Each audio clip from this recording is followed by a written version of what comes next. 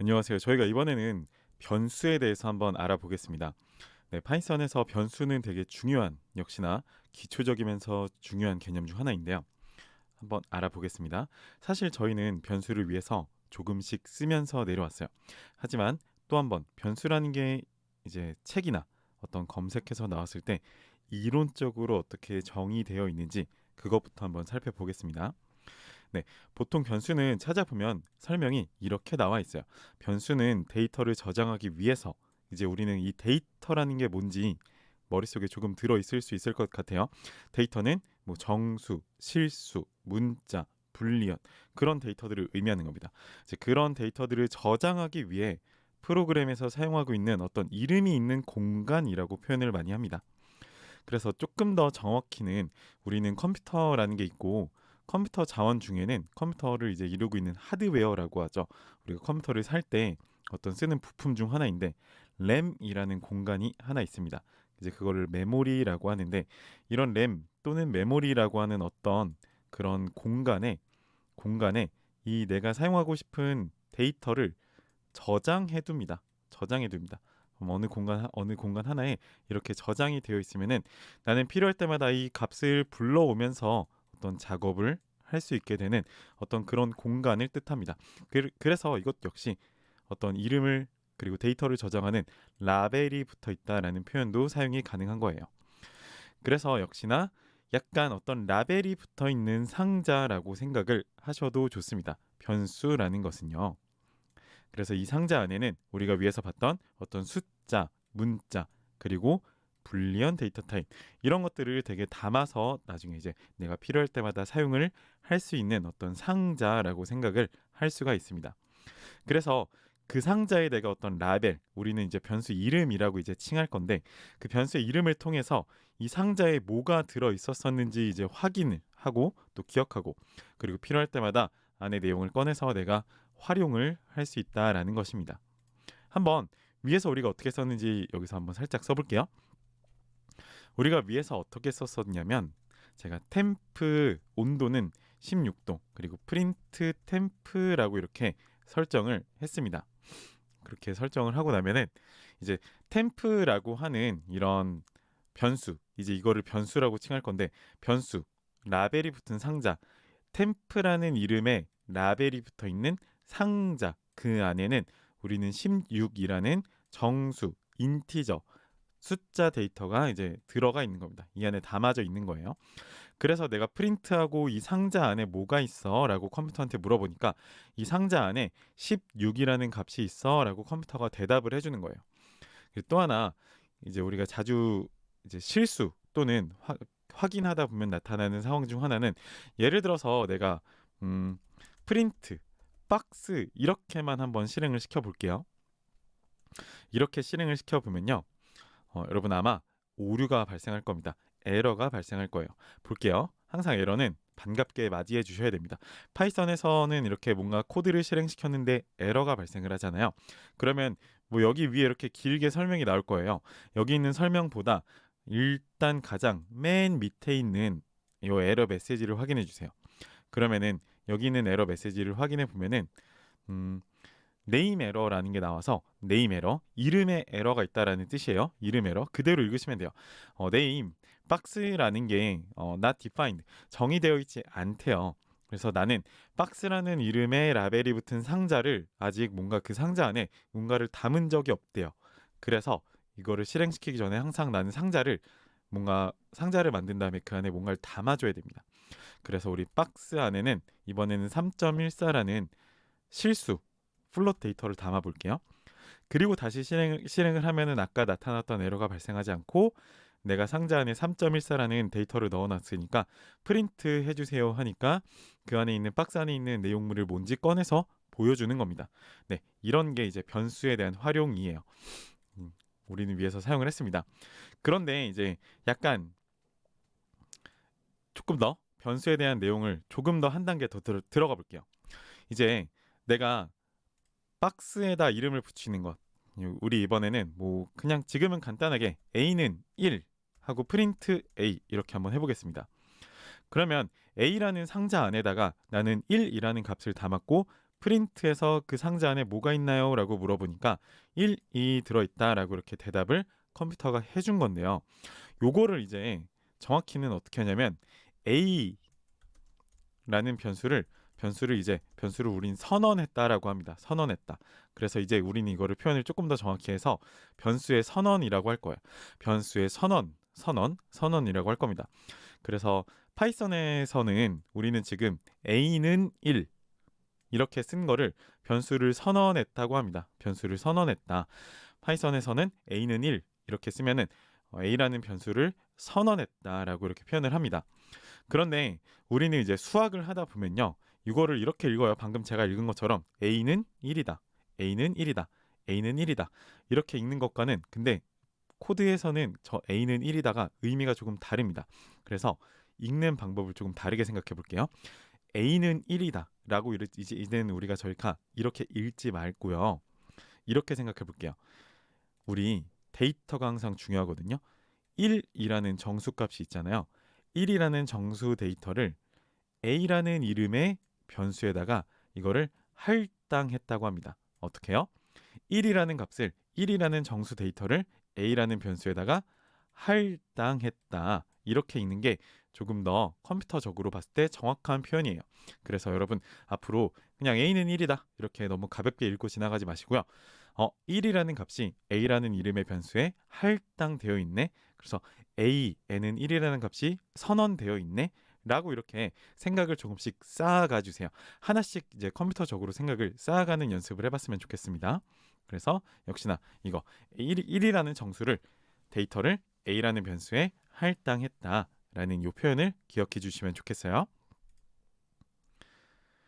네, 그래서 이제 처럼 우린 뭐 A는 1이다 라는 거 말고 A라는 변수에다가 1이라는 값을 할당했다.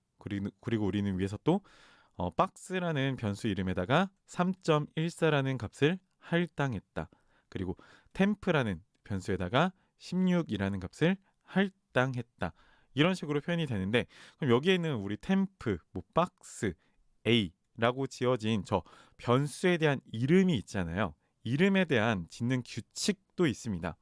우리 한국에서는 뭐 이름 석자 이렇게 짓잖아요. 예를 들어 뭐 홍길동이라는 이름은 우린 보통 이렇게 많이 사용을 하는데 우리나라에서는 이름 석자 이게 앞에 성씨가 있고 그다음에 그 뒤에는 어떤 이름 이런 형태가 이제 우리나라에서는 좀 통용되는 이름을 우리나라 사람들한테 이름을 짓는 약간 통용되는 규칙이라는 게 있잖아요. 약간 이제 물론 약간 예외적인 이름들도 있죠. 이름이 뭐 네 글자 또는 그 이상이신 분들도 있고 여러 가지 표현이 있지만 그냥 우리 대부분 이제 친구들이나 길 가던 사람들을 여쭤봤을 때 성함을 여쭤봤을 때 이름을 확인해 보면은 아마 대부분의 사람들이 이렇게 이런 형식을 지키고 있을 거예요. 역시나 변수도 이런 형식이라는 게 있습니다. 이런 형식이라는 게 있는데요. 위에서 썼던 되는 것부터 한번 알아볼게요. 우리 홍길동이라는 사람이 있습니다. 예를 들어서 이 사람의 나이는요. age. 나이는요. 25살이라고 한번 적용을 시켜볼게요. 그러면은 요거는 어떻게 썼나요? 우리가 이제 정수형 25라는 정수값이 담겨 있죠. 데이터를 담는 변수가 되는 거예요. 어떤 게요? age라는 값이요. 그다음에 이름 이렇게 해볼게요. 이름은 문자열로 이번엔 다른 이름 뭐 레오 이런 식으로 이름을 지어보겠습니다. 그럼 이거는 문자열 스트링이라고 하죠. 데이터를 담는 변수가 되는 겁니다. 그 다음에 우리가 이제 썼던 불리한 데이터 타입이 있는데 스튜던트라고 해볼게요. 스튜던트. 이 사람은 학생인가요? 아닌가요? true라고 작성을 해보겠습니다. 이거는 불리한 데이터 타입이라고 해서 학생이면 true, 아니면 false 이런 식으로 작성을 했다고 해볼게요. 그렇게 해서 우리 print age, print name, print student 이런 식으로 해서 실행을 한번 시켜보겠습니다. 그러면은 age라는 변수 상자 안에는 25라는 정수값이 있으니까 25라는 값이 이렇게 표현이 되는 거고요. 그 다음에 name이라는 변수에는 우리가 레오라는 문자열 데이터를 담았기 때문에 레오라는 문자열 글자 데이터가 이렇게 표현이 된다라는 것 하나와 student라는 변수에다가는 우리가 true라는 불리한 데이터 타입을 담았기 때문에 출력을 시켜보면은 true라는 값이 나오고 있다라고 이렇게 하나씩 천천히 생각을 쌓아가면서 가보겠습니다. 자, 그런데 우리 이렇게 해볼게요.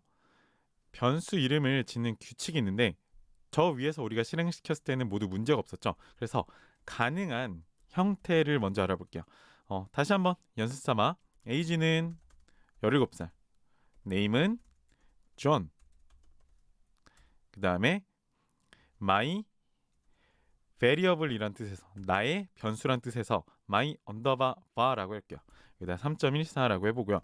hello 언더바 world는 문자열로 hello world 이런 식으로 작성을 또 해보겠습니다. 그 다음에 is valid 하고 이번에 이렇게 작성을 해보겠습니다. 여기 제가 이렇게 대소문자를 조금 구분을 했는데요. 요것 역시 나중에 의미가 있는 대소문자 구분이니까 지금 연습 삼아 이렇게 한번 작성을 해보세요. 지금 여러분들이 눈여겨 봐주셨으면 좋겠는 거 하나는 제가 언더바를 사용한 것들과 그 다음에 이렇게 중간중간 대문자를 사용한 부분이 있습니다. 이렇게 파이썬은 하나 미리 말씀드리면 파이썬은 띄어쓰기를 싫어합니다. 띄어쓰기. 그래서 my 바라는 걸 우리가 그냥 사람이 읽기 편하려면은 여기 사실 이제 띄어쓰기가 있는 구간들이거든요. 뭐 헬로 띄어쓰기 월드 이렇게 쓰면 되는데 컴퓨터는 띄어쓰기를 싫어합니다. 그래서 띄어쓰기가 필요한 구간에는 저런 식으로 언더바를 이용해서 이어주거나 아니면 띄어쓰기 없이 사용하려면 이렇게 대소문자로 구분해서 사용하는 이런 이름 짓는 규칙도 있습니다. 지금은 일단 컴퓨터는 띄어쓰기를 싫어하는구나 이 정도만 지금 확인을 해주시고 이렇게 이름을 한번 지어서 우리 실행을 한번 시켜볼게요. 그러면 지금 여기 있는 것들은 이름을 짓는데 문제가 없는데요. 그럼 이제 우리 다른 거 하나만 해볼게요. 불가능한 형태도 한번 써보겠습니다. 불가능한 형태인데요. 이렇게 해볼게요. 숫자는 사용이 불가능합니다. 1111 이렇게 써보겠습니다. 1111에다가 A라는 글자를 담아볼게요. 이렇게 하고 실행을 시켜보세요, 여러분. 그러면은 실행이 되지 않습니다. 실행이 되지 않아요. 역시나 신텍스 에러, 문법 에러라는 게 발생을 하고요. 이거는 이제 이렇게 이름을 지을 수 없다라는 의미로 지금은 받아들여 주시면 되는데 여러분 이거 그냥 이렇게 생각해 볼게요. 우리가 사람이 태어났을 때 그 사람한테 숫자로 이름을 보통 지어주진 않잖아요. 뭐 너는 오늘부터 이름이 1111이야?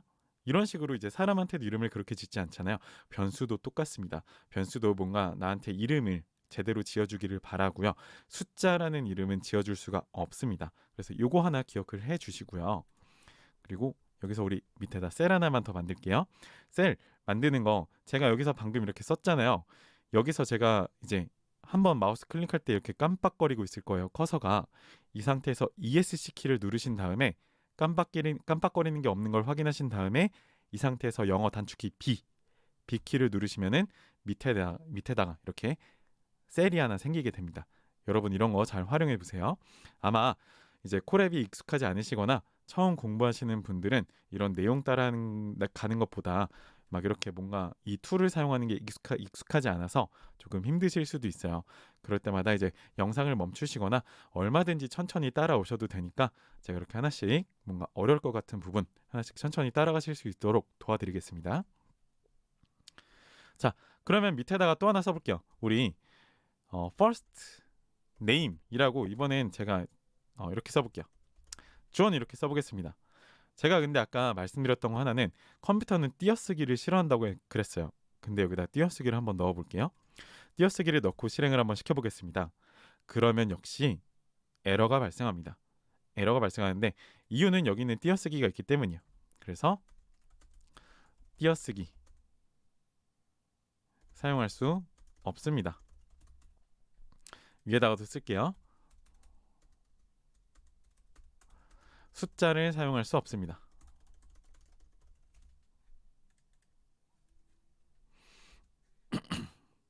자, 그러면은 그 밑에 내가 분명 그러면은 띄어쓰기가 안 되니까 대시바 같은 걸로 이어볼까라고 생각할 수도 있어요. 역시나 똑같이 작성을 해서 실행을 해봐도요. 대시바 역시 작성을 할 수가 없습니다. 이거는 이제 어떤 이유 때문이냐면요. 특수 문자를 사용할 수 없습니다. 특수 문자를 사용할 수 없는데 대신에 우리 first하고 언더바 네임으로 해볼게요. first 언더바 네임 하고 실행을 하면 그때는 에러가 안 나고 그대로 실행이 되고 print first 언더바 네임 이렇게 같이 확인을 해보면 그 안에 있는 값이 출력이 됩니다. 언더바는 언더바는 특수 문자가 아닙니다. 얘는 특정 기능을 담당하고 있어요. 파이썬에서. 그래서 어떤 띄어쓰기가 필요할 때는 이렇게 언더바를 활용해도 위에서 썼던 대시바랑 났던 에러가 동일하게 나타나지 않는 겁니다. 우리 밑에다가 셀 하나만 더 만들어서 가볼게요. 저 방금까지 여기다 작성하고 있었는데요.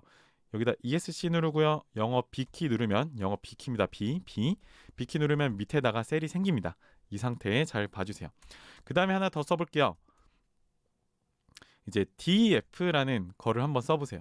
이렇게 뭔가 여러분 보기에도 그동안 내가 위에서 영어를 썼을 때는 검은색 또는 여러분 환경에 따라 다 다를 수는 있는데 뭔가 색깔이 좀 다르게 표현이 되네?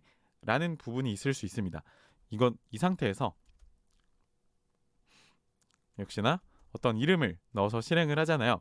이것도 역시 에러 메시지가 나타납니다. 신텍스 에러고 이제 문법 에러인데 이거는 예약어를 사용할 수 없습니다.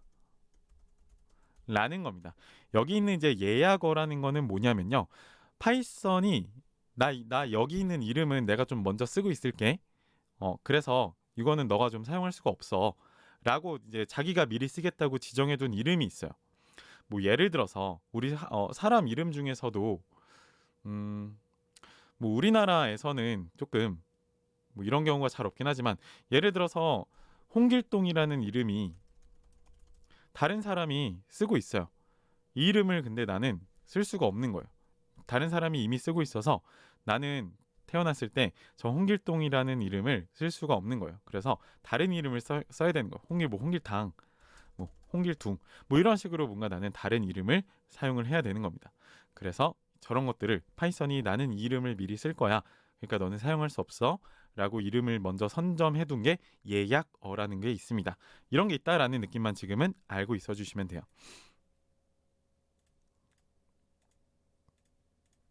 됐나요? 그럼 이제 저희가 거의 마지막 내용인데 변수 이름을 굉장히 잘 지어줘야 됩니다. 잘 지어줘야 됩니다. 왜냐하면 우리가 변수를 지금 사용하는 이용하는 목적이 뭐냐면 저 변수 이름을 잘 지어놓으면요. 나중에 내가 저 코드를 다시 볼 때 또는 다른 사람들이 나의 코드를 볼 때 조금 더 읽기가 편해집니다.